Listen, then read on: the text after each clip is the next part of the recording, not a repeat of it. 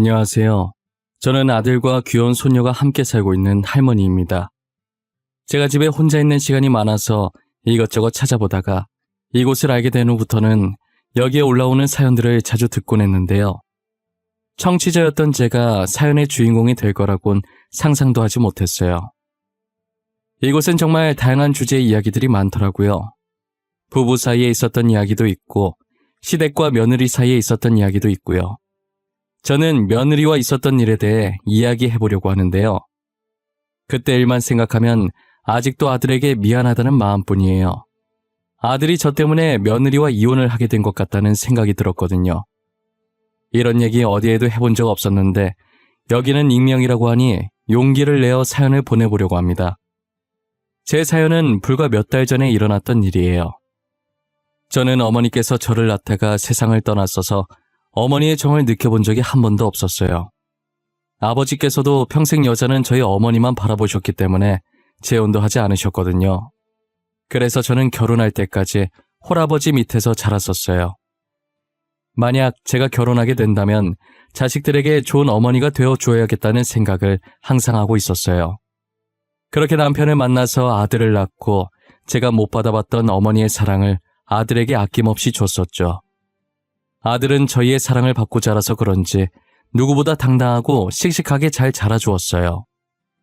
그렇게 아들이 20살이 되던 해에 성인이 된 기념으로 가족여행을 가게 되었는데요. 저와 아들은 이 여행이 남편과의 마지막 이별 여행이 될 거라곤 상상도 못했죠. 저희는 신나게 잘 놀았고 집으로 돌아오는 길에 눈이 많이 왔는데 그때 사고를 당하게 되었어요. 그런데 사고 날 때 남편이 저희 지키겠다고 자기 쪽으로 핸들을 꺾어버린 거예요. 그래서 남편이 타고 있던 앞좌석이 많이 망가졌고 아들과 제가 타고 있던 뒷좌석은 아무 피해가 없었죠. 남편은 그 자리에서 세상을 떠나고 저와 아들은 타박상만 입고 살아있었어요. 저는 사고로 남편을 잃은 이후로 한동안은 정신을 차릴 수가 없었어요. 정신을 차리려는 의지가 없었다는 게 더 맞는 말이겠네요. 앞으로 남편 없이 살 생각을 하니 정말 눈앞이 캄캄해지더라고요. 저는 늘 남편과 평생 함께 살 생각만 했지 남편이 제 곁을 떠날 거라는 상상을 해본 적이 없었거든요. 남편 장례식도 어떻게 했는지 지금 기억을 더듬어 보려고 해도 생각이 잘 나지 않아요.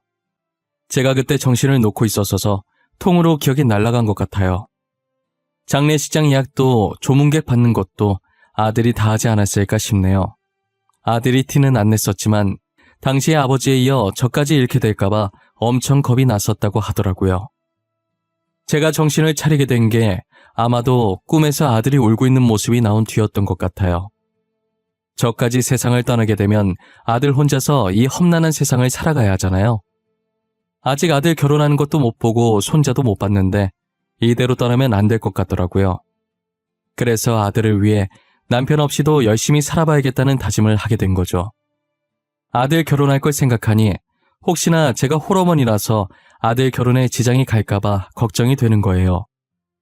나쁜 짓을 해서 홀어머니가 된 것은 아니지만 그래도 아버지가 있는 것과 없는 것은 차이가 크잖아요.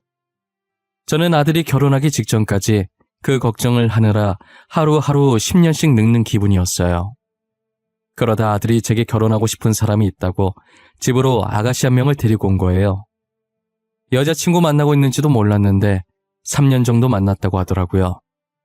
아가씨는 수줍게 아들 뒤에서 나와 살짝 웃으며 제게 인사를 했어요. 안녕하세요, 어머님. 저는 지혁이 여자친구 박지희라고 합니다. 처음 인사드리네요. 지혁이한테 어머니 말씀 되게 많이 들었어요. 사진도 봤는데 실물이 훨씬 젊어 보이시고 이쁘세요. 어머, 그래요? 고마워요. 요즘 애 같지 않게 말을 어쩜 이렇게 이쁘게 할까? 아들, 우리 아들한테 이렇게 이쁜 여자친구가 있었어? 여자친구가 있으면 진작 말을 하지 그랬어. 확실히 결혼하고 싶은 사람이 생기면 그때 말하고 싶어서 미루다 보니 그렇게 됐어요. 이해해주세요, 어머니. 아들 확실한 거 좋아하잖아요. 그치, 맞지. 지아비를 쏙 빼닮아서 확실한 거 아니면 안 하지. 잘 왔어. 마침 저녁 하려던 참인데 저녁 먹고 가요. 시간 괜찮죠? 내 음식이 입맛에 잘 맞을지 모르겠네. 걱정과는 달리 다행히도 아들은 참하고 착한 며느리를 데리고 왔더라고요. 저는 제 주변에 결혼하고 변하는 며느리를 많이 봐서 끝까지 의심의 끈을 놓지 않았었어요. 그런데 며느리는 다른 집 며느리들과 다르게 결혼하고 시어머니와 함께 살기 불편하고 힘들 텐데도 퇴근 후에 혼자서 집안일까지 다 하고 제게 무척이나 싹싹하게 대하더라고요. 저도 그런 며느리의 모습을 보고 가식은 아니구나 싶어서 마음을 열게 되었어요. 며느리와 저는 빠르게 가까워졌고 다른 사람이 보면 친모녀지간이라고 착각할 만큼 친하게 지냈었어요. 호칭도 저는 며느리에게 딸이라고 했고 며느리는 제게 엄마라고 했었죠. 아들이 질투를 느낄 만큼 둘이서 쇼핑도 가고 맛있는 곳도 자주 먹으러 다녔었어요. 자주 가는 가게 사장님은 저희가 친모녀인 줄 알고 엄마랑 딸이 보기 좋다고 칭찬까지 해주시더라고요. 저희는 딱히 부정하지 않고 보기 좋아 보이냐고 감사하다고 웃으면서 맞받아치곤 했어요. 며느리가 저와 이렇게 가깝게 지내게 된 게 자신의 어머니에게는 느껴지지 않는 정이 저한테 느껴졌대요. 한날은 며느리가 제게 안사돈과 자신에 대해서 이야기해 주더라고요. 어머님, 제가 그이랑 어머님께 말 못한 게 하나 있는데요. 사실 저희 어머니 말이에요. 제 친어머니가 아니세요. 아빠랑 몇 년 전에 재혼하신 분이세요. 그러니? 난 전혀 몰랐어. 안사돈께서 너를 엄청 챙기시길래 당연히 친딸인 줄 알았지. 전혀 눈치 못 채고 있었어. 비밀로 하려던 것 같은데 나한테 말해도 되는 거야? 어머님은 괜찮을 것 같아요. 대신 남편한텐 비밀이에요. 아셨죠? 아직은 말하고 싶지 않아요. 지금 남편이 새어머니랑 잘 지내고 있는데 괜히 저 때문에 어색해지는 거 싫어요. 그랬구나. 나도 너한테 들은 말 아들에게 말 안 하마. 너도 그동안 혼자서 많이 힘들었겠구나. 얼마나 마음이 무거웠겠어. 지금 나한테 말하는 것도 쉽지 않았을 텐데. 알고 보니 안사돈이 며느리를 낳아주신 친모가 아니라 몇 년 전에 재혼한 계모라고 하더라고요. 며느리랑 친해지려고 노력은 하는 것 같은데 진심이 보이지 않아서 마음을 쉽게 못 열었다고 하는 거예요. 제게는 잘 나오는 엄마 소리도 안사돈한테는 아직 한 번도 하지 못했다고 하더라고요. 그런 속사정이 있는지 몰랐는데 며느리를 보니 어릴 때 저를 보는 것 같아서 참 안쓰러웠어요. 그 이야기를 듣고 제가 더 잘해줘야겠다는 생각이 들었죠. 아들이 결혼한 지 2년 만에 드디어 며느리가 임신을 했다는 소식을 듣게 됐어요. 그런데 임신 소식에 누구보다 기뻐해야 할 며느리가 안색이 많이 좋지 않더라고요. 저는 혹시라도 며느리가 어디 아픈 게 아닌지 걱정이 됐어요. 아가, 이렇게 좋은 날 표정이 왜 그래? 어디 아픈 곳이라도 있는 거야? 아들아, 며느라기 데리고 병원 다시 가봐야 하는 것 아니니? 아니에요, 어머님.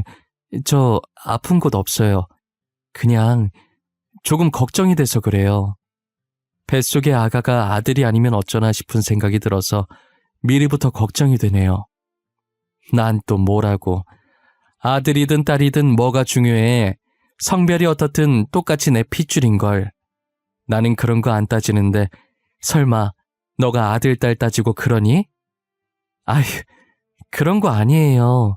혹시나 어머님께서 아들 원하고 계실까봐 그런 거였어요. 사실 저는 딸을 더 낳고 싶었거든요. 아무래도 같은 여자니까 나중에 말이 잘 통할 것 같아서요. 그래, 나도 손자보다 손녀가 좋더라. 옆집도 손녀 낳았는데 얼마나 애교가 많던지. 요즘은 손녀가 대세라더라고. 옆집 손녀 보니까 그 이유를 딱 알겠어. 며느리는 손자가 아니면 어떠냐고 걱정했지만 저는 손자든 손녀든 아무 상관이 없었어요. 지금이 조선시대도 아니고 요즘 누가 아들, 딸 가리나요? 그저 아이가 무사히 태어나주고 며느리가 몸 조심히 아이를 낳기만을 바라고 있었죠. 아무래도 저희 어머니가 저를 낳다가 돌아가셨다 보니 저는 온통 며느리 걱정뿐이었어요. 일정 기간이 지나면 아이 성별을 알 수 있어서 저희는 미리 손녀가 태어날 거라는 걸 알게 되었어요. 뱃속에서부터 효녀인 건지 입덧도 없었고 새벽에 움직이거나 발로 차지도 않았다더라고요. 어느 정도였냐면 너무 조용해서 아이가 혹시 죽은 게 아닐까 잠깐 의심을 했을 정도로 얌전했대요. 뱃속에서도 얌전했던 손녀는 태어나서도 밤낮 잘 지키면서 잤고 잘 울기는 했지만 그만큼 금방 그치고 그마저도 밥때나 기저귀 갈 때 잠깐이지 그거 아니면 잘 울지도 않았었어요. 손녀가 얌전한 덕분에 저는 혼자서 애를 보고 아들네는 데이트를 자주 보냈었어요. 그러다 보니 자연스럽게 저는 손녀와 있는 시간이 많아졌고 손녀도 크면 클수록 며느리보단 저를 더 많이 찾았죠. 아무래도 손녀가 며느리보다 저와 붙어있던 시간이 훨씬 많다 보니 며느리가 자신을 낳아준 엄마긴 하지만 저만큼은 편하지 않은 모양이더라고요. 손녀는 엄마 아빠 먼저 말하는 다른 아이들과 다르게 할머니를 제일 먼저 말했었어요. 며느리는 엄마라고 먼저 말하길 기대했는데 할머니라고 먼저 말하니 서운한 기색이 역력하더라고요. 괜히 제가 미안해지고 눈치가 보이는 순간이었어요. 그래도 며느리는 금세 표정을 풀고 손녀가 천재라서 할머니를 먼저 말한 거라고 좋아하는 거예요. 좋은 게 좋은 거라고 저는 며느리 기분 좋게 해주고 싶어서 맞는 말이라고 열심히 맞장구를 쳐주었죠. 그렇게 시간이 흘러 손녀가 초등학교에 입학하는 날이 다가온 거예요. 처음 학교 가는 날인데 하필 아들과 며느리가 둘 다 바빠서 저 혼자 입학식에 참석하게 되었어요. 손녀 손을 잡고 둘이서 도란도란 학교를 가고 있었는데 학교에 다 와가서 사고가 난 거예요. 다행히 제가 사고가 나던 순간 손녀를 안고 있어서 손녀는 다친 곳이 없었어요. 다만 제가 충격을 다 흡수하면서 다리를 좀 심하게 다치는 바람에 일어날 수가 없었죠. 병원에서는 생각보다 심하게 다쳐서 앞으로는 두 발로 걷지 못할 거라고 하더라고요. 결국 저는 남은 인생을 휠체어에 앉아서 지내야 하는 신세가 되었죠. 입원을 하면서 재활치료를 해보긴 했지만 제가 나이가 있어서 그런지 몸이 마음처럼 움직여지지가 않아서 결코 쉽지 않더라고요. 어차피 살 만큼 살았기 때문에 두 발로 다니는 건 포기를 하려고 했어요. 그런데 손녀가 학교 마치고 병실로 찾아와서 제 손을 꼭 잡고 말을 하더라고요. 할머니, 나 구해주다가 이렇게 아픈 거지. 내가 안 아프게 호해줄게. 나는 할머니 없으면 못 살아. 그러니까 앞으로는 아프지 마. 나랑 평생 살아야 돼. 알았지? 그래. 내가 이렇게 이쁜 손녀딸 두고 어떻게 아파? 아파도 참고 우리 손녀랑 오래오래 살아야지. 할머니 금방 나을 거니까 걱정하지 말고 엄마 아빠 말 잘 듣고 학교도 잘 다녀야 한다. 응, 나 학교 잘 다녀. 친구도 대빵 많이 사귀었어. 걱정하지 마. 다리 다 나으면 우리 같이 놀러 다니자. 할머니랑 놀러 다니는 게 세상에서 제일 좋아. 그럴까? 우리 강아지 때문에 빨리 나아야겠네. 할머니 열심히 치료받고 얼른 나을게. 할머니 다리 괜찮아지면 손잡고 소풍 갈까? 가고 싶은 곳 있으면 생각해놔. 저는 손녀의 한마디 말에 다시 힘을 내보기로 했어요. 그런데 며느리가 점점 저를 대하는 태도가 변하기 시작하는 거예요. 처음엔 병간호를 잘해주는 것 같다가도 얼마 지나지 않아 저를 돌봐줄 간병인을 고용했더라고요. 그래도 누군가 돌봐주는 사람이 없는 것보다는 나아서 아무 말 하지 않았었어요. 며느리는 간병인을 고용한 뒤부터 제 병실에 잘 오지 않았어요. 저는 괜히 스트레스 받기 싫어서 회사가 바빠서 어쩔 수 없이 못 오는 걸로 생각하기로 했죠. 제가 퇴원을 한 뒤에 저를 돌봐줄 사람이 없어서 며느리가 단기간 휴직계를 냈더라고요. 어디서부터 잘못된 건지는 몰라도 며느리는 저를 없는 사람 취급하기 시작했어요. 가족들이 없을 땐 밥도 안 차려줘서 저는 점심을 늘 굶었다고 생각하면 돼요. 배고파도 제가 일어나서 요리를 할 수 없는 노릇이니 참고 있을 수밖에 없었죠. 며느리가 밥 안 차려주는 건 약과였어요. 밥이야 점심 잠깐 참고 아들 퇴근하면 같이 저녁을 먹을 수 있는 거니까 괜찮았는데 저를 전염병 환자 취급하면서 손녀가 제 옆으로 오려고 하면 못 가게 막더라고요. 밥 안 주는 것보다 손녀 가까이 못 가게 하는 게 더 서러웠어요. 손녀는 영문도 모른 채 저한테 오겠다고 떼쓰고 며느리는 막고 있고 난리였죠. 저희 아들은 아무것도 모르고 제가 가뜩이나 다리 다쳐서 속상한데 손녀 때문에 더 힘들까봐 제 눈치를 보면서 손녀를 안고 방 안으로 들어가더라고요. 그런 생활이 계속되다 보니 정말 한동안은 서러움의 연속이었던 것 같아요. 저는 손녀를 구하다가 다친 것뿐인데 뭘 그렇게 잘못한 건지 모르겠고 자기 자식 지켜줘서 감사하다는 소리는 못할 망정 저러고 있으니 너무 서운했죠. 며느리한테 감사하다는 말 들으려고 손녀를 구한 것은 아니었지만 사람 대우를 안 하니 너무 화가 났어요. 처음부터 그런 사람이었다면 원래 그런 사람이니까 싶어서 아무 생각이 안 들 텐데 남이 봐도 친모녀 같은 사이로 지내다 한순간에 저렇게 돌변하니 저만 미칠 지경이더라고요. 그렇다고 이 사실을 아들에게 말해봤자 괜히 부부싸움만 날 것 같아서 말을 하지도 못했죠. 혼자 끙끙 앓으면서 매일 방에만 틀어박혀서 눈물을 흘릴 때가 많았어요. 이 나이 먹고 이렇게 살아야 하나 제 자신이 너무 한심하기도 했어요. 제 밥그릇은 제가 챙겨야겠다는 생각에 병원도 더 열심히 다니고 재활치료도 이 악물고 했어요. 인간의 강한 의지는 어떤 걸로도 막을 수 없다는 말이 맞나 봐요. 저는 재활치료를 해도 가망이 없어 보여서 앞으로 제 자신이 평생 못 걸을 줄 알았거든요. 그런데 아직 쩔뚝거리긴 하지만 휠체어를 안 타도 될 정도로 걸을 수 있게 되더라고요. 조금만 더 하면 괜찮아질 것 같은 희망이 보였었죠. 손녀와 함께 놀러 다닐 생각에 벌써부터 들떠 있었죠. 절뚝거리며 걸을 수는 있어도 오래 서 있지는 못해서 요리할 정도는 아니었어요. 그래서 한날은 저녁이 너무 길게 느껴지고 그날따라 배도 엄청 고픈 거예요. 저는 배고픔을 잊어보려고 낮잠을 자고 있었는데 제가 자는 사이 손녀가 학교를 마치고 집에 일찍 와 있었나 봐요. 자고 일어났더니 손녀와 며느리가 이야기를 하고 있는 소리가 들리더라고요. 그런데 늘 조곤조곤하던 손녀가 평상시와 다르게 되게 큰 소리로 따지고 있는 듯이 말하고 있는 거예요. 점점 커지는 손녀 목소리에 무슨 일인가 싶어서 나가봤더니 며느리랑 손녀가 싸우고 있더라고요. 엄마는 어른이 돼서 왜 그렇게 이야기해? 내가 친구들한테 엄마 얘기하고 다니면 좋겠어? 엄마도 내가 그러고 다니면 기분 나쁠 거 아니야. 안 그래? 그렇다고 엄마 팔을 그렇게 세게 꼬집어? 그건 어디서 배워먹은 버릇이야. 내가 너 그렇게 가르쳤어? 네 할머니가 그렇게 가르치디?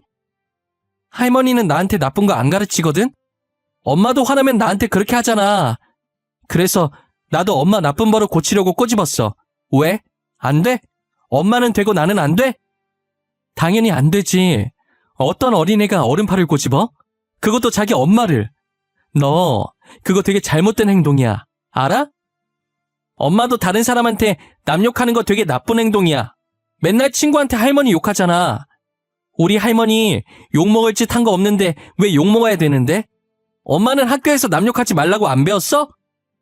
알고 보니 며느리가 친구랑 통화하면서 제 험담을 좀 했던 것 같더라고요. 그걸 들은 손녀가 저 대신 화를 내주고 있었던 거죠. 손녀 하는 얘기 들어보니까 며느리가 제 험담을 한 게 한두 번이 아니었던 것 같았어요. 결국 며느리와 싸우다 울분이 찼는지 손녀가 말하다가 울기 시작하더라고요. 제가 손녀를 달래주려고 다가오자 며느리가 저를 째려보는 거예요. 마치 저 때문이라는 듯 저를 원망한다는 듯한 표정을 하고서요.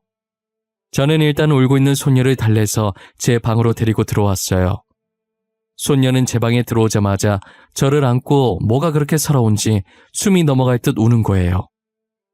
제 품에서 떨어지려고 하지 않길래 가만히 등만 토닥토닥 해줬어요. 어느 정도 진정이 됐는지 제게 무슨 일이 있었는지 말을 해주더라고요. 우리 강아지 울면 못생겨지는데 눈물 닦는다고 하도 얼굴을 비벼서 이쁜 얼굴 다 망가지겠어. 지훈이는 웃을 때가 제일 이쁜데 지금은 불어터진 찐빵 같네. 할머니 너무 불쌍해. 엄마는 미워. 할머니가 아프고 싶어서 아픈 것도 아닌데. 그리고 내가 할머니 더 좋아하는 게 어때서 그러는 거야? 같은 가족이잖아. 그게 무슨 말이야? 누가 너한테 뭐라고 해? 혹시 너네 엄마가 자기보다 나를 더 좋아해서 싫대? 응, 엄마가 싫대. 짜증난대. 내가 처음 말할 때 엄마라고 안 하고 할머니라고 해서 싫고, 할머니 병원에 있을 때 내가 맨날 할머니만 찾아서 싫대. 할머니라는 단어 쓰지 말래. 며느리가 저를 그토록 미워했던 이유를 이제야 알 것 같았어요. 제가 병원 입원했을 때부터 며느리가 변하기 시작했었는데 손녀 말 들어보니 시기도 비슷하게 딱 들어맞더라고요. 자신은 딸을 너무 사랑하는데 딸은 저만 찾고 있으니 질투심에 더욱 그랬던 것 같아요. 제가 미워지기 시작하니까 이제 제 행동 하나하나가 다 미워 보이고 안 이꾸어 보였던 거죠. 그래서 손녀와 저를 떨어뜨려 놓으려고 일부러 그랬던 거예요. 하지만 떨어뜨리려고 하면 할수록 손녀가 저를 찾는 게 심해지고 며느리는 며느리대로 스트레스 받고 그러다 보니 이 지경까지 오게 된 것 같아요. 근데 며느리가 어린 손녀 있는 앞에서 자기 친구한테 제 흉을 심하게 보긴 했더라고요. 자기한테서 손녀 뺏으려고 일부러 사고 내서 지켜준 척한 거 아니냐느니 손녀한테 동정표 얻으려고 움직일 수 있으면서 휠체어 타고 다닌 거라느니 막말을 많이 했었어요. 그야말로 며느리는 비뚤어진 모성애의 표본이었죠. 아무리 질투가 났다지만 이제 겨우 초등학교 들어간 어린 손녀 앞에서 어떻게 그런 막말을 퍼부을 수 있단 말입니까? 솔직히 마음 같아선 그 소리를 듣고 며느리와 한바탕 하고 싶었지만 가정의 평화를 위해서 제가 참으려고 했어요.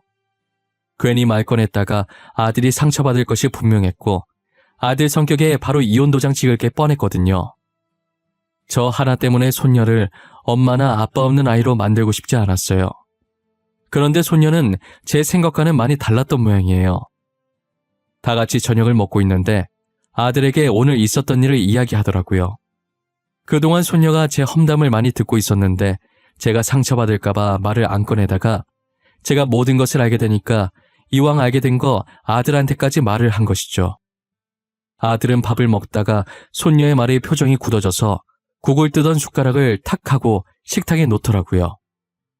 와중에 손녀는 국이 자기 옷이랑 얼굴에 튀었다고 아들에게 짜증을 내고 있었고 아들은 손녀가 짜증내든 말든 아랑곳하지 않고 며느리를 째려보다시피 쳐다보고 있었어요.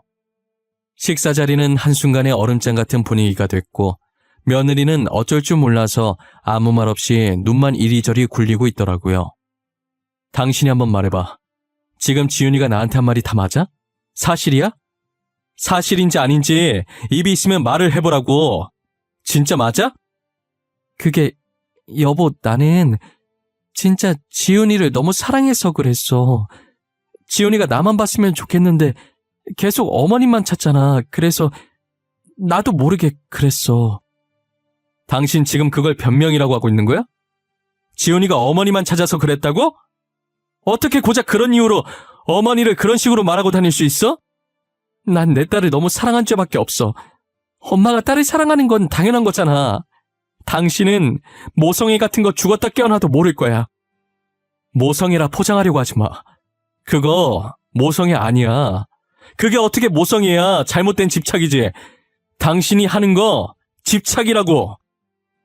아니나 다를까 아들 부부는 저와 손녀가 보는 앞에서 부부싸움을 하게 되었고 아들은 무섭게 며느리를 쏘아붙이기 시작하더라고요. 며느리는 곧 죽어도 제게 미안하다는 말을 하지 않았고 자신이 한 행동을 모성애라고 치부하더라고요.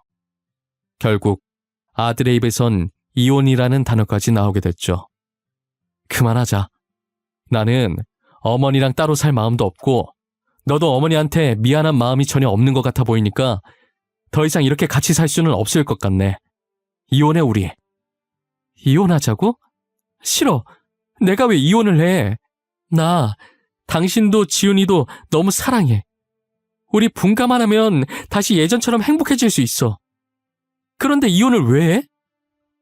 미안한데 지훈이도 어머니 많이 좋아하고 나도 분가할 마음이 전혀 없어. 그러니 어머니께 사과를 하던지 이혼을 하던지 둘 중에 선택을 해. 내가 잘못한 게 없는데 어머니한테 왜 사과를 해? 내가 대놓고 어머니한테 막말한 적도 없잖아. 내가 뭘 그렇게 잘못했는데? 대놓고 한 말이 아니면 잘못 아니라는 거야? 그럼 나도 다른 사람한테 당신 욕하고 다녀도 돼? 당신이랑 똑같이 그렇게 행동하고 다녀도 되냐고. 아니잖아. 당신도 내가 그러면 기분 나쁘잖아. 며느리가 반성할 마음이 전혀 없어 보이자 아들은 한숨을 쉬더니 고개를 좌우로 흔들더라고요. 아들은 며느리가 제게 사과 한마디만 했어도 이혼까지는 안 하려고 했을 거예요. 끝까지 사과를 안 하려고 하니 이혼밖에 답이 없다는 생각을 한 거죠. 아들은 손녀에게 엄마 아빠 따로 살게 되면 누구랑 살고 싶은지 물었어요. 손녀는 망설임도 없이 엄마랑은 안 살고 싶다고 말하더라고요. 손녀의 대답을 듣고 며느리는 바닥에 주저앉아서 대성통곡을 했어요. 결국 아들 부부는 합의 이혼을 하게 되었고 현재 손녀는 저희와 함께 살고 있어요. 아무래도 며느리가 손녀를 낳아준 친엄마니 따로 손녀를 만나는 것에 크게 관여하지 않았어요. 오히려 손녀가 며느리를 만나는 게 불편한지 계속 피하려고 하더라고요. 한날은 제가 손녀를 붙잡고 1시간 동안 얘기했던 것 같아요. 엄마가 딸을 너무 사랑해서 그랬던 거라고, 그러니 엄마가 만나자고 하면 만나주라고 타일렀죠. 못 본 사이 며느리가 많이 헬쑥해졌더라고요. 한때 제게 사람 취급도 안 하고 모진 말을 내뱉었던 며느리긴 하지만 마음고생을 많이 한 것 같아 보여서 마음이 너무 안 좋았어요. 만약 시간을 돌릴 수만 있다면 손녀가 태어나던 순간으로 돌리고 싶어요. 그때로 돌아간다면 손녀와 며느리가 함께 할 수 있는 시간을 많이 만들어주고 싶어요. 그랬다면 아들 부부가 이렇게까지 되진 않았겠죠. 손녀가 며느리에게 따질 때부터 알아보셨겠지만 여전히 똑부러지고 씩씩하게 잘 자라주고 있어요. 그때나 지금이나 변하지 않고 든든히 제 옆을 지켜주고 언제나 제 편이었죠. 아들과 제가 싸울 일은 잘 없지만 가끔 사소한 마찰을 빚게 되면 무조건 아빠가 잘못한 거라고 그냥 미안하다고 하라고 애늙은이처럼 말하곤 해요. 그러면 아들이 또 제게 미안하다고 하고 싸움은 더 이상 크게 번지지 않고 웃어 넘기게 되죠. 요즘 학교에서는 말 잘하는 법 이런 걸 가르치는 건지 손녀가 말을 너무 잘해요. 맞는 말만 하니까 어쩔 땐 손녀 말을 듣고 숙연해질 때도 있다니까요. 손녀가 최근에 빠진 취미생활이 있어요. 그게 뭐냐면 학교에서 배워온 단어나 문제가 있으면 꼭 저한테 가르쳐줘요. 저는 아는 단어라도 모르는 척하면서 손녀 천재라고 치켜 세워주곤 하죠. 그럼 손녀는 어깨 으쓱하며 거만한 표정을 짓는데 그게 얼마나 귀여운지 몰라요. 아들이 최고라는 말도 이제는 다 옛말이에요. 요즘은 너도 나도 딸 낳고 싶다고 난리더라고요. 아무래도 아들은 조금 무뚝뚝하고 애교가 없잖아요. 분명 딸 같은 아들도 있겠지만 대개는 저희 아들처럼 그럴 거예요. 그리고 제가 아들도 키워보고 손녀도 키워보니 확실히 딸이 애교가 많고 말도 잘 통하는 것 같아요. 가끔 손녀가 없었다면 지금쯤 저는 어땠을까라는 생각을 하곤 해요. 아무리 생각을 해봐도 손녀 없는 저의 모습은 상상이 가질 않았어요. 예전엔 아들만 보고 살았다면 최근엔 손녀를 위해 사는 것 같아요. 저는 지금 제 생활에 충분히 만족하며 살고 있어요. 돈보다도 소중한 아들과 손녀와 함께 말이에요. 그리고 최근 병원에서 좋은 소식이 들려왔어요. 재활치료를 조금만 더 하면 쩔뚝거리는 제 다리도 이제 예전처럼 돌아올 수 있을 것 같다더라고요. 사고 전 상태로 완전히 돌아갈 수는 없지만 일상생활은 가능한 정도라고 하셨어요. 그거라도 어디냐고 의사 손 꼭 잡고 감사하다고 펑펑 울었네요. 저는 앞으로도 치료 열심히 해서 남은 인생 아들과 손녀만 바라보면서 살아보려고요. 여러분들도 꼭 오래오래 건강하게 사셨으면 좋겠습니다. 살면서 건강만큼 중요한 건 없는 것 같아요. 지금까지 제 긴 이야기 들어주셔서 진심으로 감사합니다.